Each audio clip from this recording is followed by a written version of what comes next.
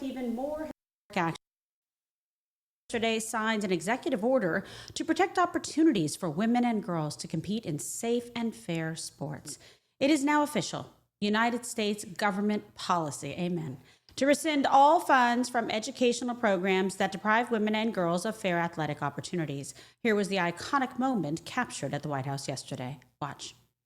In a few moments, I'll sign a historic executive order to ban men from competing in women's sports. It's about time. My administration will not stand by and watch men beat and batter female athletes. From now on, women's sports will be only for women. In recent years, the radical left has waged an all-out campaign to erase the very concept of biological sex and replace it with a militant transgender ideology. We're honored to be joined today by many incredible advocates for women's sports, including the brave swimmer at the forefront of this battle. And Riley Gaines is a person that I've been watching. With my action this afternoon, we're putting every school receiving taxpayer dollars on notice that if you let men take over women's sports teams or invade your locker rooms, you will be investigated for violations of Title IX and risk your federal funding. There will be no federal funding. With this executive order, the war on women's sports is over. We are restoring sanity and common sense, defending the rights and safety and pride of the American people, including our great female athletes.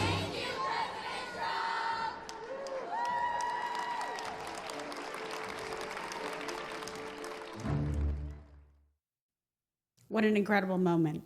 Joining me now, executive editor of The Federalist, author of False Flag, Joy Pullmann. What a pleasure to have you on the program to discuss such a historic occasion and momentous occasion.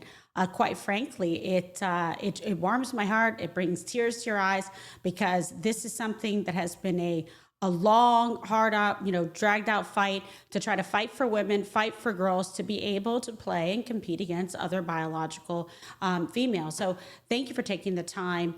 He really did have a historic moment yesterday in the White House, and a very inspirational and important executive order. The American people made it clear that they wanted.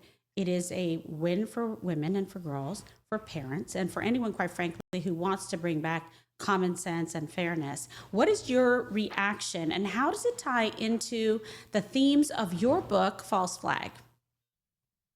Well, I honestly think it is absolutely a victory, but it's also really a sad commentary on the state of our society that you have to have a president sign an order that really says men and women are different. It's what planet?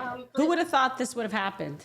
Quite right, frankly, it's kind of like, do you need a president to sign an executive order saying the sky is blue, right? Water is wet. So I think it really is an example of the derangement, honestly, that our society has fallen into. And it's not, as you know, right, this is a very minority issue. The women's sports issue is a 75, percent, support for protecting that for women and girls, right? So it's a very small minority who is completely deranged and pushed us all to this point. But I think it speaks to the fact, that our society has really been controlled by that tiny extremist minority for so long. And so it got us to this point where we had a president who's making an executive order telling all of us what we know if our brains are on straight. Well, for all the media's attacks that Donald Trump could never, win over women, I mean, give me a break. He is a champion of women and girls, and he seems to be one of the few leaders to actually do, complete major action to restore fairness in sports and a safe and equal playing field. How much of this exposes just how out of touch the legacy media really is? Yeah, it's actually, I think, a really sad commentary, especially on the Republican Party, that on an issue that is 75% in favor of President Trump at least signing an executive order like this, as well as, another executive order extending to all the federal workforce, the fact that men and women are different and the sexes are not interchangeable or the same. And I think it's really a testament to how weak the Republican Party has been. And that's one of the reasons that the American people really love President Trump. He's not been, done the job of a controlled opposition, telling Americans, oh, you're going to have to accept, really, really low quality things. We can't do anything. Sorry, our majority is really small. Oh, oops, we had to get concessions from the other side. President Trump, has been in office for barely 2 weeks, and he's knocking them out of the park, win after win after win, fulfilling his campaign promises one after the other. And I think it's really time for Congress to step up and say, look, American girls and women deserve better than having the fact that a president, the next president, we don't know who it could be, that he Right. can sign away and force them to be naked in a room with men, by the stroke of the pen. We deserve having Congress revisit Title IX and really make sure that these protections from this executive order are in law. Like I said, this is a full majority American position. You almost never see 70, 80%, majorities in support of any political issue. Congress should be able to get this done. Yeah, I just, the way you said it and phrased it, it's very disturbing. Can you imagine how disgusting? And you could sign something in where young girls have to be naked in front of a man. It's absolutely reprehensible. It is immoral. Okay. It is demonic. It's like That's right. satanic. I don't even understand how we ever got to this point. And you're right. What about the next election? Elections have consequences. Who knows who the next president of the United States is? What if it is somebody that strongly supports this insanity? So I'm going to take the win for women and girls right now and try to enjoy it and savor it. But we have to keep a watchful eye on this. This is very serious. So let's talk a little bit, about public opinion. It's pretty clear, I think, on this issue. It's basically, I would say, if I had to break it down, tell me what you think, 80-20, You can't even get Americans to agree on what day it is, it seems, but they're in agreement on this. What does it tell you? That's right. I mean, I think that's just because it's something that, again, those of us who aren't really deluded or aren't really controlled by our phones, right? Who, it seems that there's clearly a large segment of Americans who believe what the screen people tell them. But, we've learned, for example, the past couple of days about the massive government funding, behind a lot of large media organizations.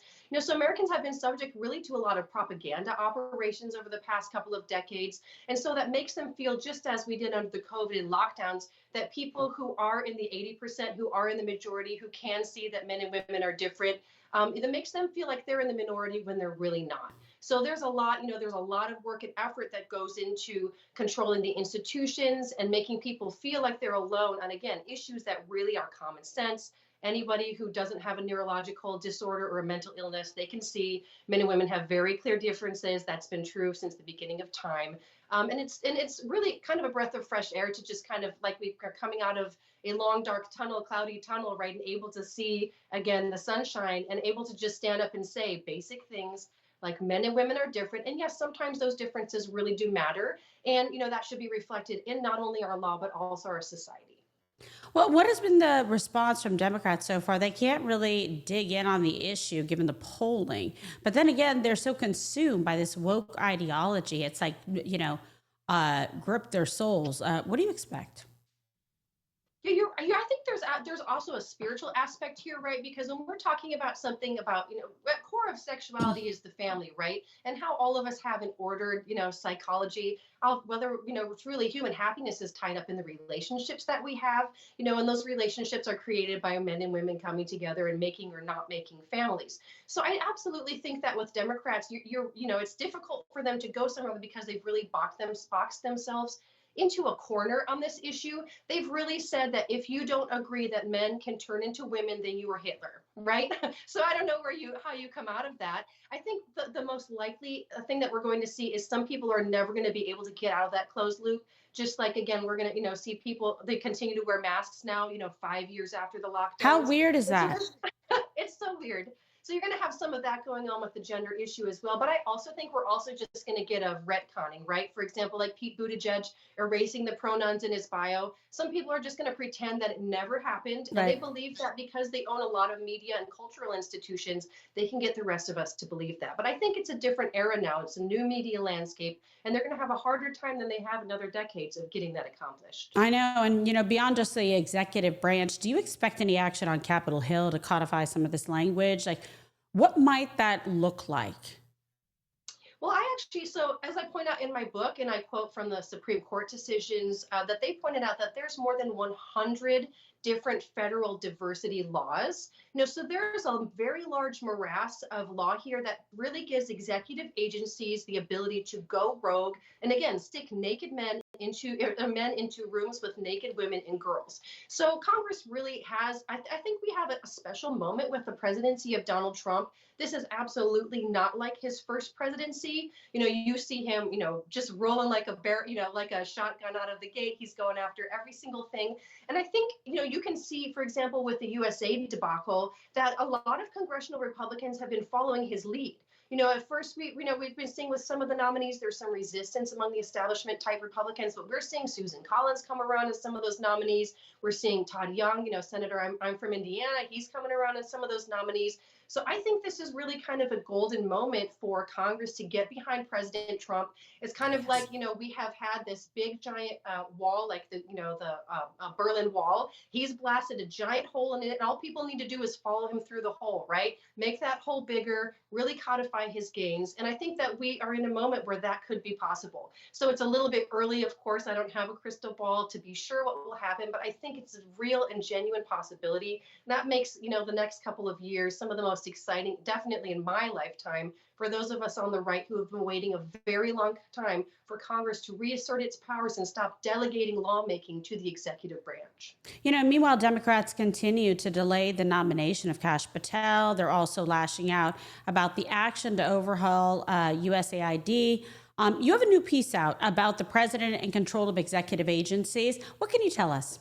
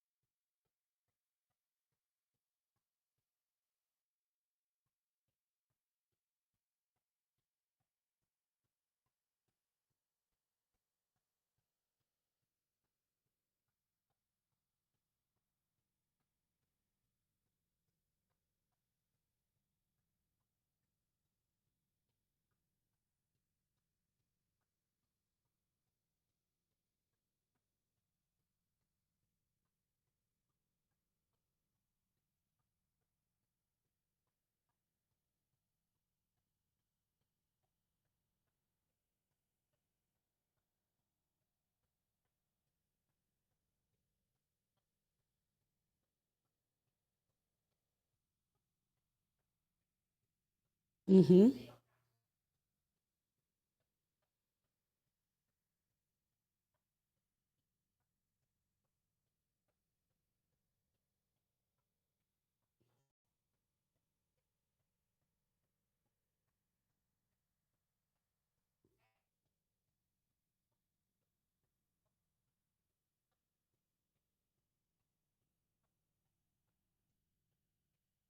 He gets elected, he has a mandate to enact those issues. And so if the bureaucracy says, no, we won't let the fruit of the election, actually take place, then what they're doing is basically creating an insurrection. And so that's something I talk about in my book, the fact that all of these agencies are unaccountable to the voters. And so we're having this very public fight over USAID that really is showing what's under the hood here with the federal government. Well, and isn't it interesting that Democrats are more concerned about the fraud being uncovered than the fraud itself? Right. I mean, so they're telling us, they're using those smoke stories, those smoke screens, oh, we're, really not feeding children in Africa. We have foreign leaders, who are posting publicly on X saying, look, we actually don't want to have so-called humanitarian aid from USAID because we know it's a cover for, the United States pushing our people around. And, there's people from foreign countries saying, look, this aid so-called doesn't get to us people on the streets. It goes to corrupt leaders, right? So I think this, again, is just showing the fact that what Democrats really support is unaccountable government not of, by, and for the people, but they really see themselves as the ruling party, that they do not have to listen to the voters, that they know what's good for us poor little serfs and peons, and we just better shut up and let them control it because they're the experts. And Donald Trump, obviously, his election is, a repudiation of that really elitist and un-American idea, and an attempt to return, again, control of American government to the people and have elections actually have consequences. Americans have been looking for that, since the election of Richard Nixon, really, and have been struggling with that. Many constitutional scholars have pointed that out. And so maybe with Trump, we will finally see a reprieve of this very long war against the American Constitution and our way of life, which means that the people are the sovereign and the government only has power that we give it. If we withdraw our consent, then the government should stop doing what we don't agree to. Well, I'll tell you what, I mean, this I think has been very historic. It's important. I think this is a very necessary, first step to righting a lot of wrongs that happened during this last administration. Just personally, I just want to ask you, what else would you like to see going forward? Because I know it's been pretty fast, everything that he's been able to achieve, but what's on your bucket list of Trump achievements, accomplishments, promises made, promises kept?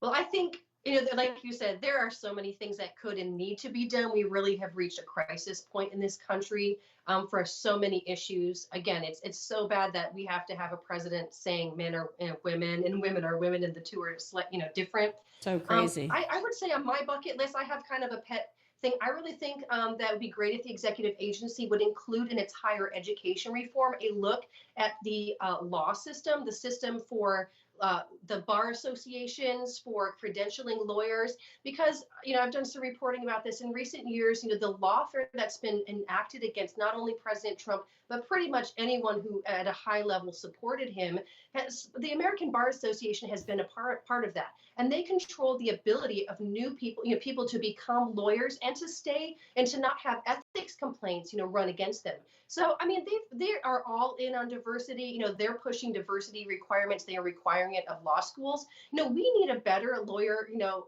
crop in our country. We shouldn't have, 90% of lawyer professors being far left, if not far more. We American people, there's a lot of legal work to be done over the next couple of decades, and conservatives shouldn't be boxed out of that process. So I really think that the same sort of regulatory reform that, I don't know who's writing President Trump's executive orders, but those people are dialed in. I would love those dialed in people to be taking a look at that system, because again, if Americans can't get representation in court, so for example, the January 6 people, many of them could hardly get any lawyer. Any American, it's a hallmark of the American system that even if you're a murderer or rapist, you get due process. And we need, and lawyers to have gone through law school and be heard in the court systems and have better judges, frankly. And that entire system starts with the law schools. So that's kind of a pet issue that I would look Good. at. I like that. Yeah, I share that as a fellow attorney. It's unbelievable. Yeah, January 6th, it's like still dealing with that, still getting subpoenas to testify in cases. It's absolutely out of control.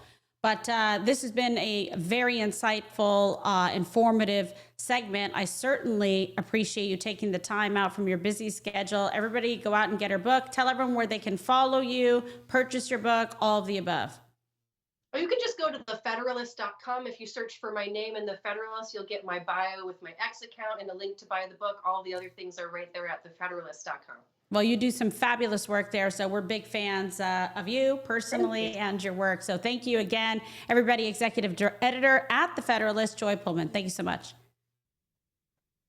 And coming up, we have much more on all of this, so don't go anywhere. And also be sure to keep supporting our sponsors. We love our sponsors. Like, legitimately, we love them. They're amazing. We get a lot of people trying to do ads with us, but we're very selective at Rumble. And our fearless leader, Chris Pavlovsky, makes sure that we only have the best of the best. So let's talk about this. Prepare for the future and diversify your savings with the Birch Gold Group. Look in the new year with back in office with amazing Donald Trump doing incredible things every single day. What does it mean? You're going to have more money in your paycheck. So what do you want to do with it? That means you're going to have more opportunities to plan for the years and decades ahead. And you want to plan carefully. You work hard for your money. One way you can do this is by diversifying your portfolio into gold. For over 20 years, Birch Gold Group has helped thousands of Americans protect their savings by converting an IRA or 401k into an IRA in actual gold. Now, to learn more, you can text KG to 989898 and claim your free no obligation info kit on gold. That's KG to the number 989898. Do it now. And I also want to bring you a special message from Patriot Lifestyle, where you can save more and spend less on a whole host of different lifestyle benefits, from savings on travel, identity theft, legal services, and even pet care. Take a look. Kimberly Guilfoyle here, and I'm so excited to introduce the Patriot Lifestyle Benefits Program. With our benefits program, you get a range of lifestyle benefits at an affordable price, so you can save money and stay secure. For example, as a member, you will access exclusive discounts with NB Cash Back, so you can save more on your everyday expenses like groceries, restaurants, and even auto services. And with NB Travel, you can experience more but spend less by enjoying deep discounts on flights, hotels, entertainment, and so much more. These benefits are available to you and your immediate family to use anytime, anywhere. We also offer identity theft protection, so you can stay on top of any unauthorized, fraudulent, or illegal activity. And access free and discounted legal services, so you can protect your rights and receive top legal advice without breaking the bank. Plus, enjoy peace of mind on the highway with our roadside assistance program. And even take care of your furry friends with discounts on pet food, toys, medicine, grooming, and even trips to the vet.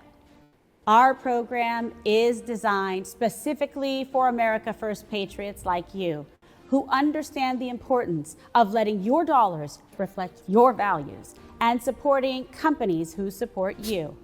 And the best part of all of this, our benefits are at below market prices, so you can enjoy all of them while living the Patriot lifestyle to the fullest. So don't miss out. Visit our website at patriotbenefits.net. That's patriotbenefits.net. Thank you again for choosing the Patriot Lifestyle Benefits Program, where real benefits and real savings are our top priority. Join us today and start saving now.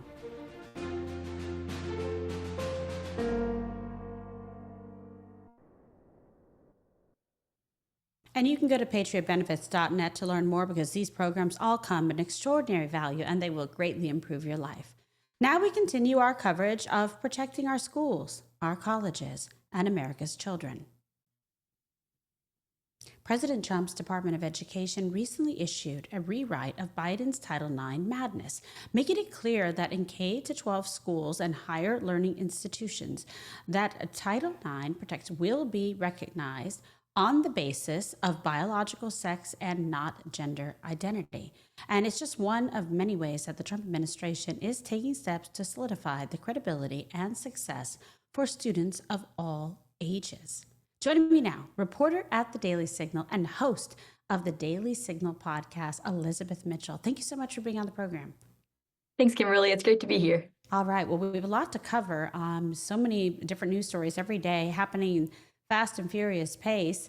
Let's talk about yesterday's executive order. It was a major win for female athletes and families.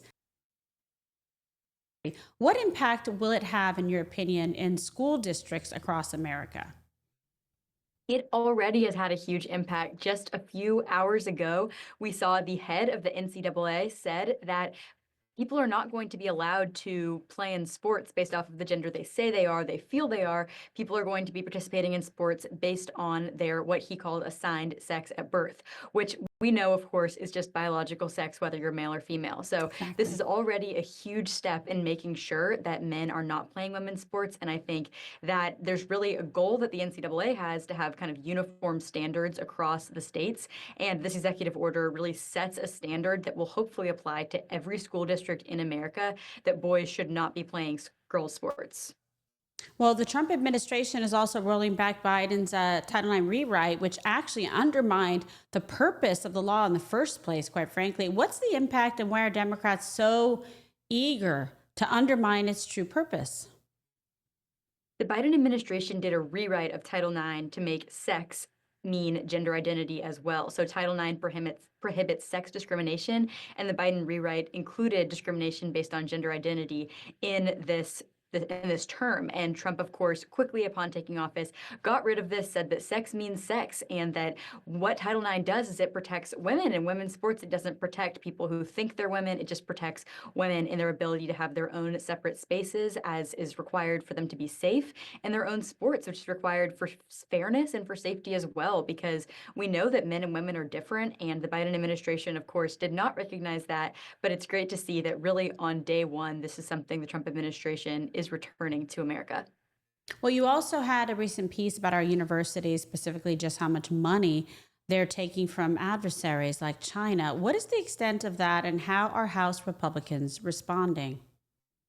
Representative Burgess Owens introduced a bill yesterday to make sure that universities who have a certain sized endowment cannot be investing in foreign adversaries. A good example of a way this has been a problem in the past is that Harvard University had an investment in China and was considering reducing that for national security reasons. And so we know that this is happening, and we don't have a lot of information on it because private colleges are not required to share that information. And so I think it's really great that this bill is a step towards transparency in this area, and is also a defense of national security, that American universities and students should not be influenced by foreign adversaries like China and Russia. Okay, and what's the larger theme and mosaic as it relates to the Trump administration's education agenda?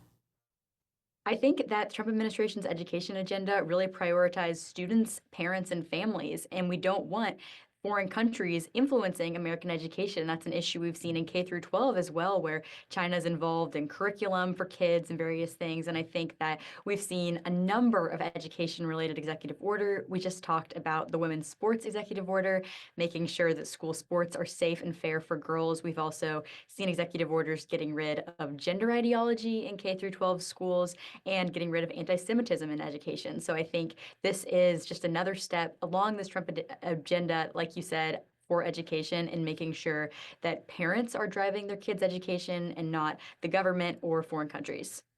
And where do Democrats stand on this? Why are they so opposed? I don't know why they'd be opposed to this. I think this seems like it has the opportunity to be a pretty bipartisan bill, making sure that universities don't have investments in foreign countries. It seems like a really common sense move to make sure that students are not being indoctrinated at a time when they're extremely impressionable by foreign adversaries. Yeah, it's. I think it is really a questionable and interesting, time. We need to make sure to keep a close eye on this. What would you like to see happen next? I think that we've been talking about what is going on in education. What I would like to see next is, I think Trump is expected soon to issue an executive order that is going to lower the reach of the Department of Education. We know that the Department of Education has been involved in some really nefarious things over the past 4 years, pushing gender ideology on kids, undermining the rights of parents, and a lot of taxpayer dollars is going towards the Department of Education, when really education is more of a state-based issue. And so I think the next thing I would really like to see from President Trump is limiting the Department of Education. Yeah, no, absolutely. I'm for that. And so much of this implicates legacy media. The coverage at time has been quite egregious. What have you seen, and what's driving the Daily Signal's, editorial coverage? I think that the Daily Signal has a great opportunity that legacy media is really missing to just tell the truth about what's going on. I think it was really noticeable to me in the coverage legacy media had of that executive order yesterday on women's sports. They're, of course, saying that this is another anti-trans move by Trump. They're saying that he's banning trans women from women's sports. And I think that's a great opportunity for conservative media to really tell it like it is. No, he's banning men from women's sports, and we don't need to lie in order to cater to the wants of different people. It's pretty incredible. But are you overall very satisfied, kind of with the pace and the programs, the legislation, everything that he's putting forward in executive orders, rather, that the president has prioritized? Yeah, I think, of course, there's a lot that needs to be undone from the Biden-Harris It's true. administration, and he has been really moving quickly on doing that, defining male and female on day one, pardoning the January Sixers, pardoning the pro-lifers who were targeted by the Biden DOJ very quickly. It seems like every day we have another huge executive order that is really what American families needed after 4 years of past administration. So I'm pretty happy with the pace. And we've also seen a stark, cultural shift towards the side of President Trump. It's been pretty incredible to witness. And what do you think? What's next? And do you think that will continue, this cultural shift? Definitely. I think we've seen the social media giants, the tech people, they're already adopting President Trump's views. We're seeing major corporations cut their DEI offices. We're, like we said, seeing the NCAA making sure that men can't compete in women's sports. So we're seeing the institutions go ahead and jump on to the Trump agenda. Yeah. And so it seems like the tide has really turned in America and things feel different for sure. Fantastic. Let's see what's next. Daily Signal reporter Elizabeth Mitchell, thank you so much. Thanks. And my closing remarks just ahead. But first, check out the 1775 Coffee Company. We talk about it all the time. Do not compromise on taste, quality, or your values. And 1775 coffee is brewed to perfection, crafted with precision, and built on patriotism. The farm to cup process means there is quality, authenticity, and sustainability from start to finish. All the beans are ethically and exclusively single sourced. Why not try it? 1775. Here it is, folks. Try this coffee today. Yum, yum. All right, guess what? Go to 1775coffee.com/KG and you will get 15% off your first order. And in closing, President Trump just keeps delivering on one promise after another, protecting our girls, restoring sanity to our schools, and building a better and brighter future for all of us. And that's the core of what it means to be America first and to take rapid action to do what the American people mandated be done. It's that simple. But thank you so much for joining us today. Please be sure to download the Rumble app, subscribe to my channel, turn on notifications, like and share, and tell all your friends so they know exactly where to find us. And please also be sure to follow me across all platforms: X, Truth Social, Facebook, Instagram, and now TikTok. Stay tuned to Rumble for all the very latest breaking news coverage inside and outside of Washington, D.C. And don't miss Don Jr.'s big show at 6 p.m. Eastern tonight. I hope you have a great rest of the day, and I'll talk to you all again very soon. God bless.